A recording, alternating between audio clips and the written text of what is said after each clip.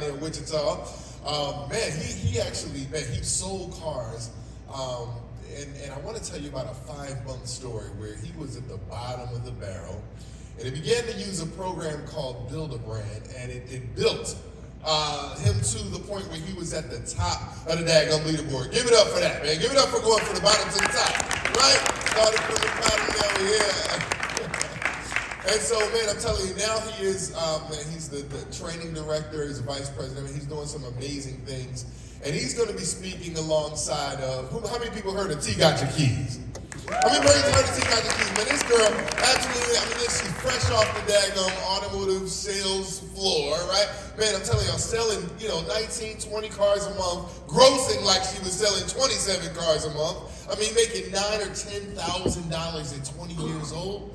$9,000, $10,000 a month? Man, I'm telling you, that's absolutely phenomenal. So, listen, I want to invite both of them to the stage. They're going to have a phenomenal conversation with you all about, man, listen, I'm going to let them drop it for you. Just do me a favor and give it up for Cameron Moore and Tiana Minka.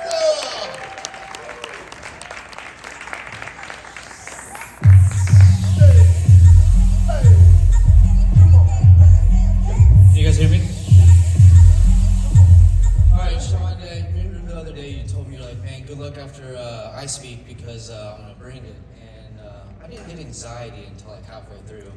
Can you guys imagine going right after Sean? It's pretty scary. So good job though. And I love the fact that you dedicated that to your son. So you and I have some similarities in his childhood.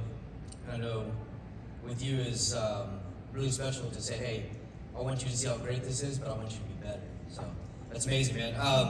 So my name is Cameron Moore, so I'm with Hornscope in Florida. I'm also with Build-A-Brand. I wear many hats within Build-A-Brand, and today I have the pleasure of speaking with Tiana. So Tiana, if you want to introduce yourself. Absolutely, thank you, Cameron. Hello, everybody. My name is Tiana, also known as T Got Your Keys. A lot of people actually know me more than as T Got Your Keys than my actual name, which is cool, which is fine. I'm super excited to be here with Cameron because him and Build-A-Brand kind of gave me the platform to even allow me to skyrocket into the automotive industry. So I want to thank you, Cameron. I did generate my own leads, sales, and stuff through the Build-A-Brand website platform through tgotyourkeys.com. So with that award-winning website, we are going to kind of describe how your salespeople can also do that. So our title is Branding the Real End Game.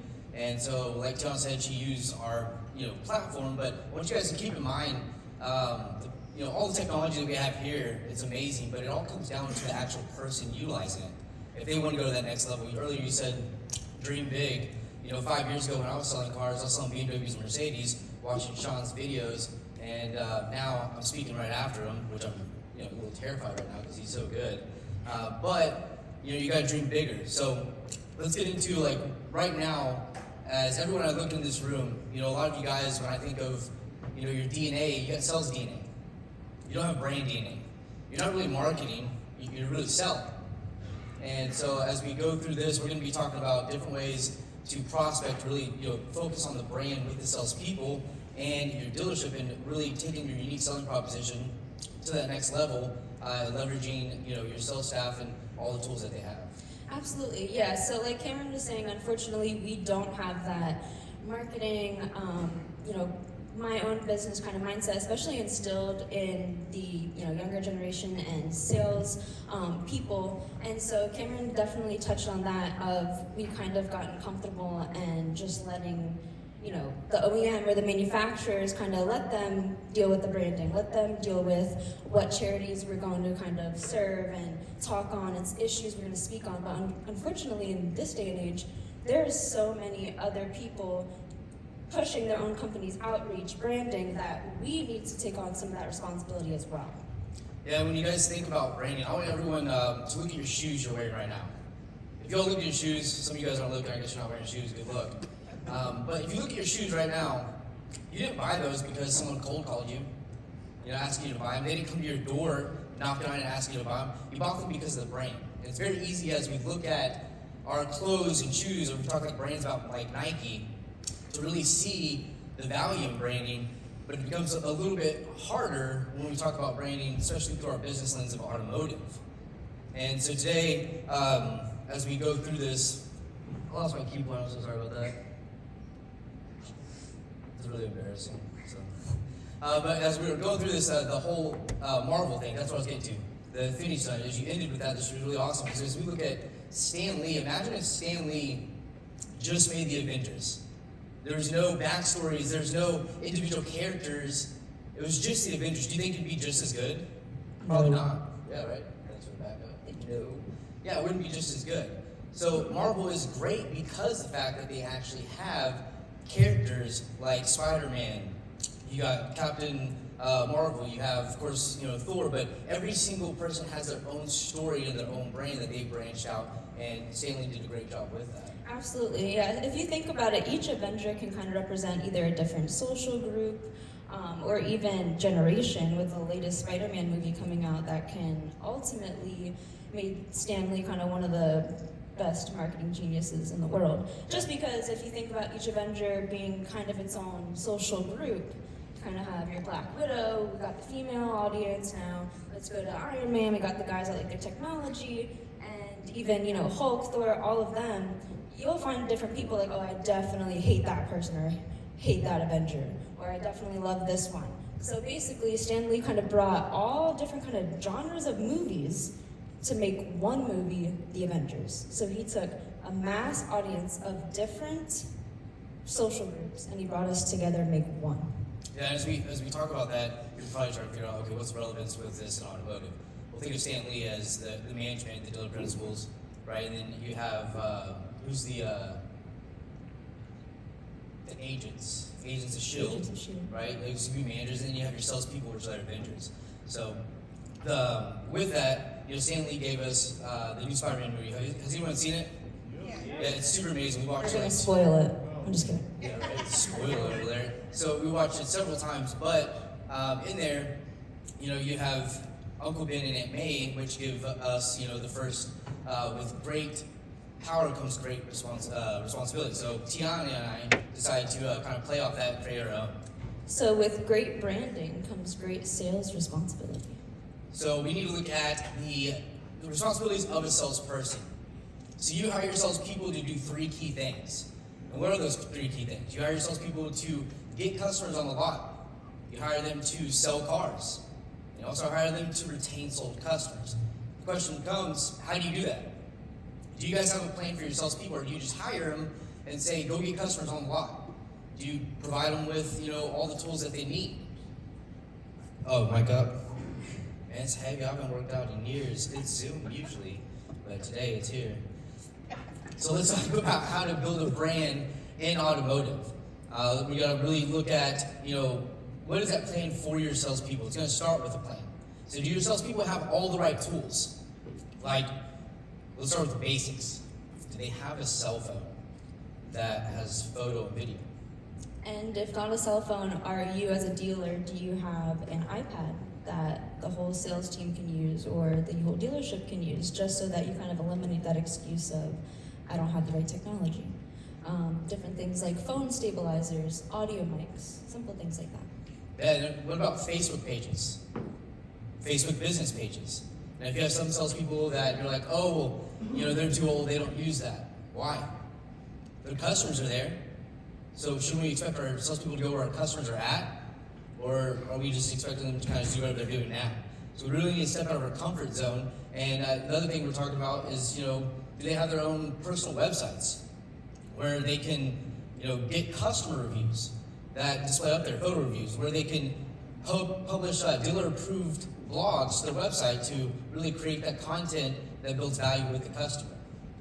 Exactly. The same reason why your dealership, have a completely separate webpage and website besides the OEMs and manufacturers is simply because you can't rely on the OEMs and manufacturers to not only survive but to thrive in this day and age of technology, and especially going into branding. Branding is such a staple in every business and every organization, and what we're kind of go over is basically how we can make each and every one of your sales reps kind of like an Avengers agent to push out your brand, your message. So with that, making sure that they have the right tools and making sure they're equipped with what to post. Because sometimes that's the issue too. It's not that your people don't want to do it. Absolutely not. Sometimes they don't even want to admit they just don't know how to do it. They don't know how to ask for help, and they don't know how to ask for the right people to put them in the right positions. So we're going to go over kind of like what they should post on social media, things like that. Yeah, and talk about what you should post. If I asked anyone right now, or if you guys, if you're obviously selling, you probably talk to your spouse about car stuff all the time. My wife used to be like, all right, shut up, I don't care. But if you're looking for something on how to do something, where's the first place that you guys go? YouTube. I heard YouTube, Google. Did someone say Yellow Pages? I'm No. just kidding. That's awkward if you did. But you go to Google and YouTube, and the reason why is because you're probably looking for a video. Is anyone in here named Chad? Great. Anyone from Minnesota? Okay. So I always use this because it's true. There's a guy named Chad on YouTube. Doesn't sell cars, but he does tons of videos. So he's like, "What's up, guys? It's Chad. Welcome to my YouTube channel." I'm like, oh man, but he doesn't sell cars. He just builds videos and content on what the actual features do on the car. So your salespeople, why aren't they creating blogs talking about what they learn as they're getting the OEM test on the vehicles, getting certified? Why aren't they using that to create content? If you look at Facebook right now, I'm part of so many Facebook groups, especially sales groups. Millionaire Car Salesman Group. Yeah, but I don't see it in Millionaire Car Salesman, which I love. But you see a lot of salespeople posting stuff like sell, huge sell today. Cool. Why? Why aren't you doing other stuff like creating value and building value with your customer and explaining different things that happen with the vehicles, like a how-to video, but they be model specific. How to connect your Apple CarPlay in a 2021 Ford F-150. Now, you can literally do the same thing if you go to Ford Expedition. So I used one kind of concept and I have multiple videos. But then what you find is you can start saturating and really capturing in your area those type of things. When people are searching it, you're going to be that go-to guy or gal on the how-to stuff, and it's going to really help expand you not only just as the individual salesperson, but as a dealership, because it allows you to reach in the circle of influence for your salespeople to create those high-valued customers, which are the people that know, like, and trust you, making that customer buying experience become a lot easier. One of the things that I personally did and recommend for all of your salespeople to do, especially the newer ones as well, is to make those comparison videos with one, not only comparing, competitor vehicles, because everybody can almost do that, but comparing your own models within each other. So when I sold Buick GMC, I would pull up an Encore, and I would go through all the Buicks, and I would compare the Buick Encore to the Envision to the Enclave, and then I would move on to the GMC. That alone will have amount of like a dozen videos alone and just different comparisons with that. Then taking it to a next step deeper would be kind of comparing all the trim levels, because I can't tell you how many times a customer walks in and they say, what's the difference between this trim level and this limited, and it has the same price, but this one's $50 more, and it's a nightmare, especially if they're trying to get in and out in 5 minutes. So if you already have your own website, on video content, you can say, no problem, Mr. or Mrs. Customer, I actually had a video comparing every model, everyone.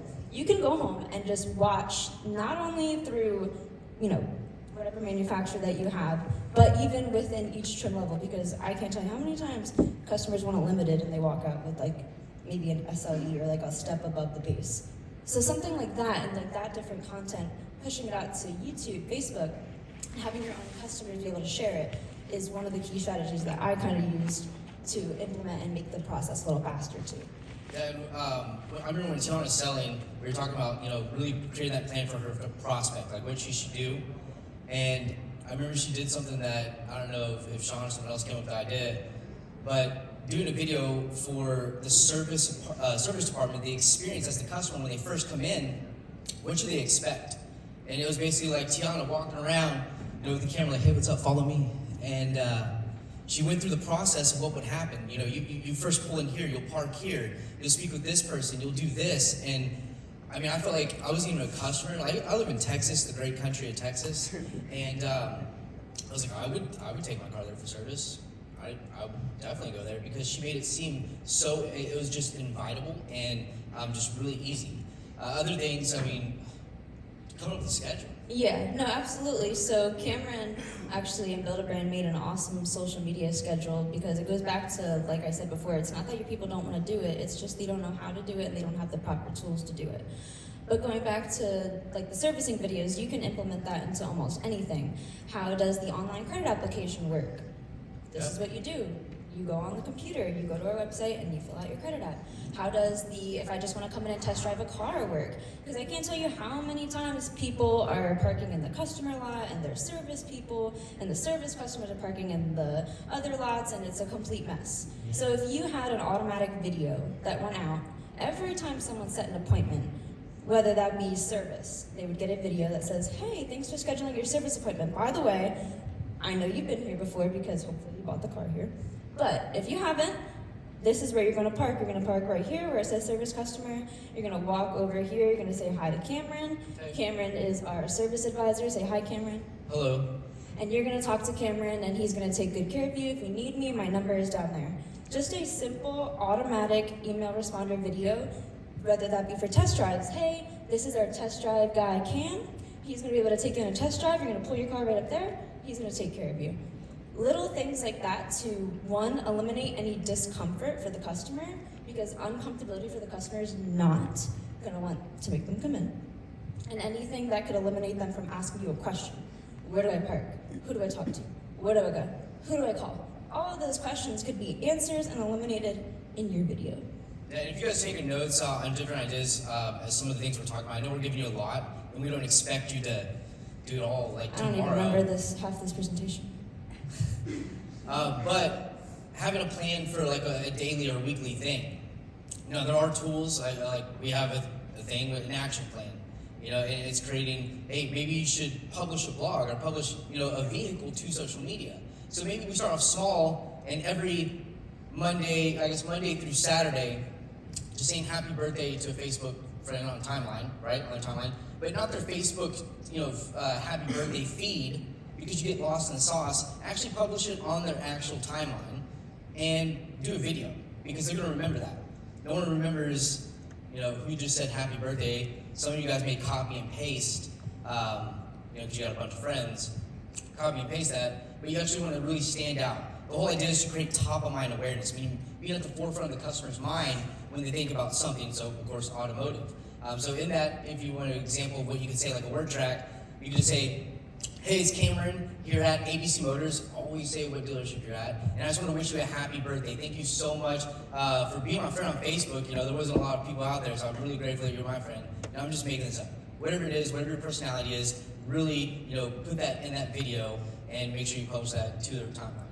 Absolutely. And then you can even have cool little things like Monday through Saturday, we kind of made like little ones. So for Monday, we had Maintenance Monday. Maintenance Monday. Yeah. Tuesday, testimonial. Technology, testimonial, test drive. Yeah. Tip Tuesday. Tip Tuesday, Wednesday, Wednesday. walk around Wednesday. What if Wednesday? What if I do this? What if my car does this? What if Avengers? That's a Disney series if you haven't watched it. And then you know, Thursday, Truck Thursday. Towing Thursday. Friday, Towing Thursday. Finance Friday, different things, like I said, just to make content and to eliminate any issues or questions with your customer. So when your customer says, what do I do when I go into finance and I'm late? You have a video for that. Hey, you're late. We understand things happen. No worries. Let's, one, reschedule, or two, let's expedite this online. Different things that I said, like, to create content and to eliminate those questions. And as far as like where they should post, a lot of people have questions like, where should I post? Like if I've just started, or let's just take my pawpaw for example. If he just started the car business, guess what I'm not going to have him do? Create accounts for every social media thing. I'm not my pawpaw, you know. He still has a flip phone. He thinks that's cool. But every single salesperson you have is at a different place in their life, in a different stage. So they're going to grow differently. And what's great is all the technology out there you have, all the great social media platforms, they tailor to certain people. So I wouldn't post the same thing that I post on Facebook as I would on TikTok or Instagram, right? TikTok's, I feel like, a very missed place in automotive.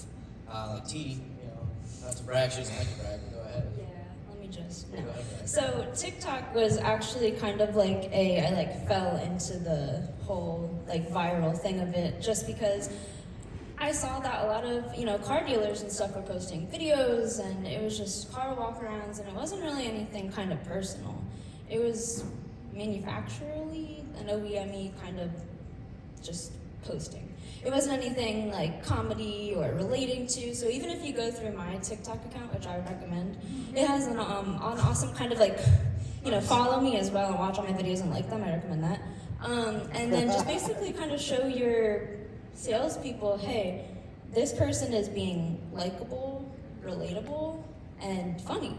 That's the kind of person I want to do business with versus the TikTok account that just shows cool Corvettes and it goes fast. I feel like being authentic and real, that's what really gets people to like you. Like, people are friends with me because I'm real. I'll tell you the truth even if you don't like it, and that's fine.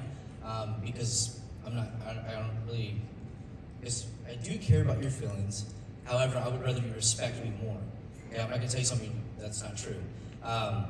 Now, as what we just went over, all great stuff is prospecting, different ideas, like when you should post to different platforms. The biggest thing is you want to go where the customers are, right? So some of you guys teach your salespeople, which is fine, because I think it's still relevant, that going to, somewhere and prospecting or being involved in church, which, I'm from Texas, like, I love God, and I'll say it out loud. But being part of that team to really get your name out there is a great way to prospect, which it is, and it's still relevant, but you need to adapt to the new times. Your customers are on social media. If you're not there, if you're not posting, which is, this has been going on for years and years, so we're glad you're here, but let's catch up and really get to that moment. The next thing that we're gonna go over is talking about reviews. How many of you guys really focus on reviews? It should be like every hand in here, great. So we all know that reviews are very critical in our society. Has anyone recently shopped at Best Buy? Yeah? Oh, you're all Amazon too? Okay, me too. But at Best Buy, when you look at a product, right below that product, there's a new digital sign, and it has reviews on it, like star reviews, based off the online reviews. So everything has a review on it, and it's very important, especially when people go to search your dealership on Google. They're gonna go to reviews, and if you're like me, I go to the review part to read and kind of decide if I'm gonna do business with the dealership or whoever. And it's not necessarily I want to see 5-star reviews, because no one's perfect. We all know there are people out there that are gonna leave negative reviews. It's more about how you respond to that review, right? Are you trying to make an effort to actually solve the problem? That's what it's all about, is really making an effort. And how easy is it for customers to leave those reviews? Are you guys sending links to the customers? Yeah, that goes in line with, that's probably why your salespeople don't do it, is they're scared to ask, they don't know how to ask, and they're probably told no a lot of times just because, like I said, they don't know how to ask for a proper review. And going back to having a map and a blueprint for your people, being the Samuel Jackson of your Avenger team, you definitely want to be able to be there with them before and after every transactional purpose, whether that be a review. What are they going to do for the review? Do I scan a QR code? Do I go to a link? I can't even be on the dealership Wi-Fi because the IP address, I had that issue at my past dealerships.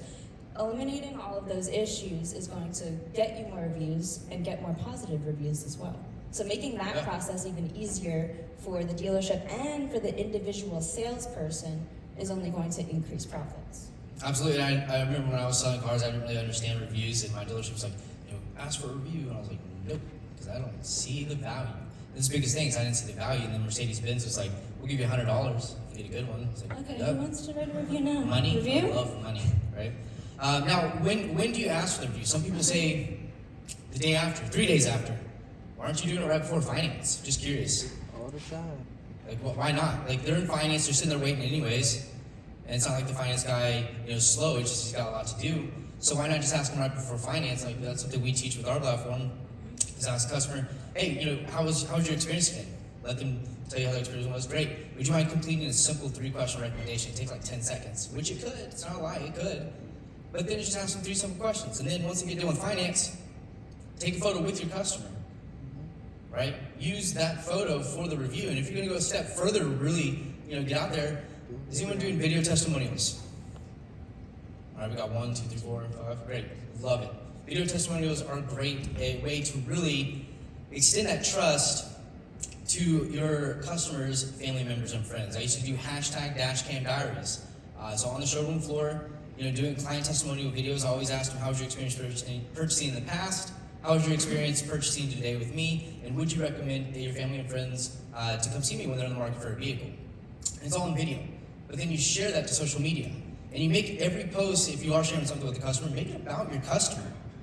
Build value with that. It's not about you. And if that's the only case, like you're like, oh, I want everyone to see what I'm doing, great, me, that's awesome. But that will only work for you for a limited amount of time. So it's all about building that plan to really kind of play chess. Like, look at the long-term end result. And also kind of setting up your customers for the kind of response that you want. So I definitely would not ask my customers for a review right after finance. Right after they sign papers for 2 hours, and then you want to try to show them all of the features of their vehicle. You definitely want to get that before they start down, getting into the nitty-gritty. So even like at my dealership, I printed out sheets of paper just because some people don't like the technology aspect. You send them a link, they're going to forget about it. Oh yeah, I'll text you a link, I'll do it when I get home. They don't do it. Oh, it's going to be in your email, make sure you check your email. They don't do it, they delete it. So have printed out sheets of paper with 3 questions. My sales name, sales rep Cameron. First question, how did you help me with my purchase? Why would I recommend Cameron over anybody else? And why would I recommend my dealership to anybody else? Say to your customer, hey, as I'm getting your finance paperwork ready, I just wanted to let you know that I do make my business off of awesome customers like you, repeats and referrals and things like that. So would you kindly just fill out this little piece of paper, be as honest as you can, then give your signature at the bottom, allowing me to publish it in your name under a review, just so that I can have kind of clear vision of what I did to help you out. You're making it now about the customer, and they're kind of thinking back to the experience. How did Cameron help me? What did he do? What videos did he provide me maybe beforehand to make this process a little easier? Different things like that to lead and kind of, lead the witness to kind of give them the answer that you want. This is Law and Order. To get the answer that you want is one of the main tools and blueprints that you need to kind of implement to your sales team, because it's just, they don't know how to do it. Right, absolutely. Now we're going to get to following up. That's, I feel like, one of the biggest things that salespeople don't do is follow up. And I don't know if it's because they don't know how, if no one's ever taught them, or if we just expect our sales team to actually do it, or we sending generic emails, different ways. I'm just putting all these up here right here, so we can look at what we're about to go over. When do you follow up? There's so many different scenarios, right? So let's take someone that just came to the lot as a prospect, right? And then they leave. Do you send them anything? Right? Are you using video? Right? Are you sending them something as soon as they leave? Is it via text? Is it via email? Is it both? Can you automate that? Are you using automations? So if someone came in, you could basically just say, all right, tomorrow I want you to send this customer this text, or anyone that comes in tomorrow, I want you to send them this text. Is that something that you are using? And if not, you need to. A lot of people look at technology and think it's scary, which I agree on one, and I'm kind of terrified of this whole meta world. And I love technology. I have an Oculus 2. I play with it, but I've seen Ready Player One, and so that's the only thing I think about all the time. But with that, how are we following up? Is it before the sale you're sending those videos? Is it during? Are you asking for the appointments? Do you have different ways for ask for appointments? Is it after? Once a customer purchases, like I just bought a car from my old dealership that I used to work at, and no one's reached out to me. I don't know why. Yeah, I'm your friend, but why don't I get the same experience, and if not better, than every other customer? They're just like, oh, it just took me for granted because I worked with you guys. That doesn't make any sense. You should give everyone the same experience regardless of what it is. Yeah, and that goes back to whether that be your videos or automatic email templates and things like that, is you need to think, how is this going to make a better experience for my consumer, for me even, for my customer? And along with the follow-up is, how is me sending this video going to put me a step ahead of the guy next to me? Because the other dealerships, they're calling, texting, they're emailing, but are they trying to FaceTime you? Are they sending you video walkarounds? Are they going into detail with the different features and benefits of this model versus the other one? Those are the things that other dealerships are not doing. Maybe some people hope and wish that their salespeople are doing, but they're really not. So that's why we kind of want to instill to you guys that when you use those proper tools to follow up, you don't want to just use all the tools, you want to use the best tools. So whether that be video or build a brand, they have automatic responders and things like that that would implement the process to be 100% easier, better, and overall better. Yeah, like we said at the beginning, it doesn't matter what tools you have. Everyone can have the same tools. I love when people are like, well, I don't want to use this because my buddy's using it. Okay, you have the same tools. We all have the same cell phones. Do you guys build out automations in your cell phone? Like you have an iPhone? My wife texts me. She says the word I love you. My phone automatically recognizes that and it sends her a text immediately. It says I love you too. It waits 10 seconds and then it sends another text saying you're amazing. You really are. And the reason why is because my wife's like, that's dumb. No, it's not, because I thought about how much I love you way in advance. Way. And the thing is, I never wanted her to go a moment, like, what if I die? Like, I know it's weird to think about, and I've lost a lot of people in my life, like both my parents, my grandma, like, it could happen. And perspective to me is like, I want my wife to know that I love her. So we all have the same tools. It's about utilizing it. It's about having a plan. It's about really, wanting to go to that next level. And I think if there's any salespeople in here, it all comes down to, are you having that management staff behind you that supports you? Whether they allow you to use tools, whether they give you guidance, have a plan for that, holding you accountable for what they expect as a salesperson at the dealership. That's all key into the success. Like, I'm sure Cody wouldn't be where he's at if he wasn't able to create his own business. Like, Cody does things that some people could never understand. But he just had all the right stuff that worked for him, and he utilized it. He didn't just buy it and say, oh, this is cool, it's the flavor of the week. No, it's a commitment, okay? It's like a covenant. It's not a contract, it's a covenant, okay? So that's all we have. Do you guys have any questions? I would love to answer some questions. Hey, maybe my salespeople should do this, or do you recommend we do this? No, everybody's like, oh, we have a couple. Waiting for Sean Bradley to... Yeah, so Mike, and I need another microphone if there is one. Justin, here you go. Just say where you're from. Okay. Rico Glover out of North Carolina. Appreciate the presentation, first of all. As far as, I'm from old school and new school, book of business, we used to have evidence manuals where you had to do the photos. Now dealerships have gotten away from videos.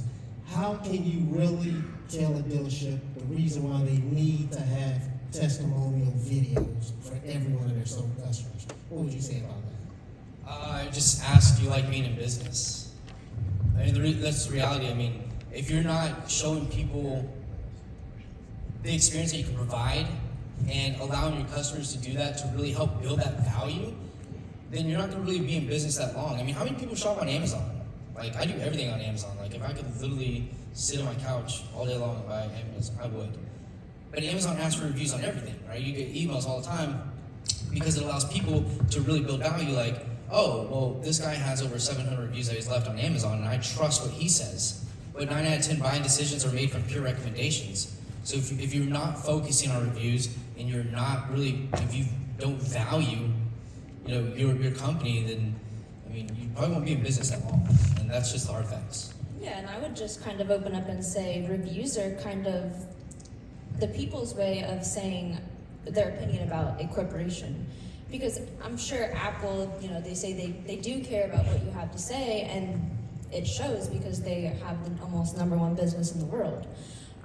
And basically I would kind of put that into the power of the consumer's hand. Is like, I'm giving you the power to let people know how I treated you, let people know how our dealership treated you, and you're also giving them the power to make change and to implement a process that could better or worsen a situation. So even with a bad review, that one bad review, you might have changed your whole sales process because of that.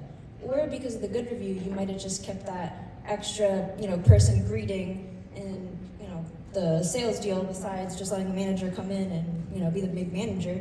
But it's those different things that make you different. And I would just kind of put the more power into them. Is like, I'm giving you the power to, tell your opinion. All right, real quick, just to let you guys know, Jonathan's going to have a mic, and I have a mic, so just wave your hand if you have anything you want to add, but we have another question right here. Sure, I do have a question. So, Just identify who you are. my name is Tim Cox. I'm one of the co-founders of Car Now. Hey, And Tim. yeah.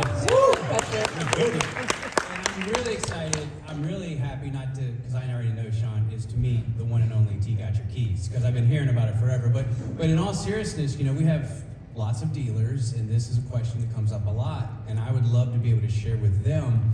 You know, there's dealer principals, there's GMs and others that have pushback from other people getting the spotlight that's not their brand. Oh my gosh, what are they going to do? Because it's not love thy neighbor anymore, it's sue thy neighbor, and you have to be careful. So my question is, how would you encourage others? Because there's parts that I'm going to be talking about later that aren't debatable. This isn't debatable. Cody Carter has his own, it's not debatable. This works. But there's so many dealers that are scared to death to have a salesperson. Your story is incredible, it inspires others, and that's amazing. But to that dealer principal, to that sales manager that maybe wants which rightfully so, it's their brand, but to protect them and to protect you, what is that conversation that you have with them to make sure that everybody's walking in lockstep? Is there a check and balance to the content that you're putting out there so you are casting the same breath of the brand of the dealership? Yes, no, that's an awesome question. Yeah, I was gonna go, but if you want to go first. No, I'll go. Yeah, no, that was awesome. Thank you. Personally, I would just say, and even I had to talk to this with my coworkers just because they kind of were getting a little salty. You know, everybody's asking to see you and come in to see you, and I would kind of say, you know, all the content and effort that I put out, just think of it as kind of like a TV car commercial. It's just this subliminal kind of messaging that you're putting out to everybody. And maybe that person that comes in came in because of me, but they don't remember me or remember my name, and you might catch them as an up. And if you think about it, if each individual salesperson is having their own outreach and their own branding and their own targeting of different communities and things like that, you're only going to have a bigger audience. And I would even tell my coworkers, and you know, I would say my content that I'm pushing out and sharing and liking, people are going to see, and it's going to bring people to me, but it's also probably going to bring people to you. And even if they bring, you know, people into the dealership's just gonna be happy because one, people are in the door. But then two, that goes back to, you know, how do I motivate all the salespeople to doing it just because one person might kind of be. Can I just jump in because I want to answer Tim's question directly? Yes. Okay, so here's the reality. Where's Tim at? Okay, so Tim, here's the reality, and I want to go on stage so you guys can see me say this, because this shit drives me crazy here, okay? Is that dealers operate in fear. Okay, me and my wife, we own 11 companies. I'm gonna tell you right now, scared money don't make any money. That's the reality, is that if you are fearing what your salesperson might or might not do, that's the problem right there. You can't run a multi-million-dollar business out of fear. Now, I would have certain things in order. Just like the manufacturer has compliances, they have what's called ad covenant. If I am a dealer principal like Roger Clement of the Clement Auto Group, if I own 5 stores, damn skippy, I'm gonna set out requirements that are, if they're gonna use, like they're gonna co-brand Sean Bradley or T Got Your Keys from Clement Ford, then I will have articles that describe what is okay and what's not okay. I mean, so I think that if we are proactive and not reactive by setting expectations and rules of engagement, that should negate any real issue, to be honest with you. But here's one power statement I'm gonna say is this. You're a manufacturer, okay, let's just use Hyundai for example, okay? If you are a Hyundai dealership, you don't own Hyundai, you are just a franchise. The manufacturer has websites, marketing, advertising, branding, digital, traditional, all that shit, right? Then why does Clement Hyundai spend a lot of money in marketing advertising for their particular dealership? Because they're not the manufacturer. The same concept should go too. If I was a salesperson at Clement Hyundai, yes, the dealership has their website, digital, traditional, all this stuff, billboards, but that's not me. So I want them to metaphorically think of themselves as a franchise of that dealership. Does that make sense? And if it makes sense for the dealership to invest all the time, energy to do what it does, because they don't own the manufacturer, it makes the same exact damn sense for a salesperson on a smaller scale to do the same thing. But to answer your question again directly, just by setting up like an ad covenant with certain rules and expectations, that should negate it. But that's not going to be the silver bullet. There still will be dealers like, nope, that's not going to happen. And again, they're going to be like Blockbuster or Sears or any of those others. I was ready to come in. I was like, I thought we were in a search. Sorry. Yeah. Thank you. To answer your question too, as far as with like our platform, we have an entire content library.